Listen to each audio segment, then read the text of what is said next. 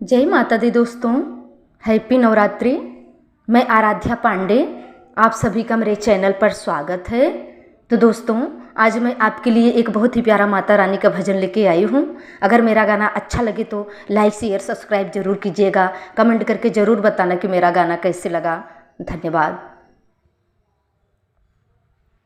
मैया देखने आई समाज अपने नवराते में, मैया देखने आई समाज अपने नवराते में, मैया देखने आई समाज अपने नवराते में।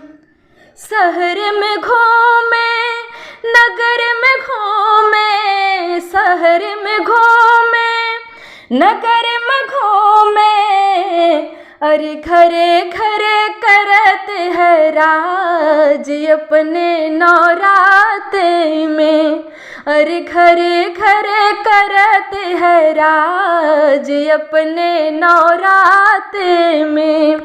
मैया घूमने आई समाज अपने नवराते में।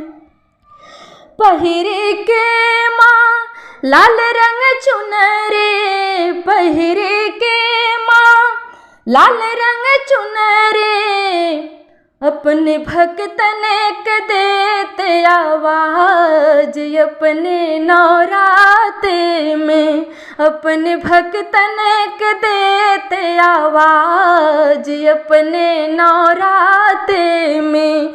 मैया देखने आई समाज अपने नवराते में, मैया देखने आई समाज अपने नवराते में। संकट हरते झोले भरते, संकट हरते झोले भरते, अरे करे देते सब काज अपने नवराते में, अरे करे देते सब काज अपने नवराते में। मैया देखने आई समाज अपने नवराते में, मैया देखने आई समाज अपने नवराते में, मैया देखने आई समाज अपने नवराते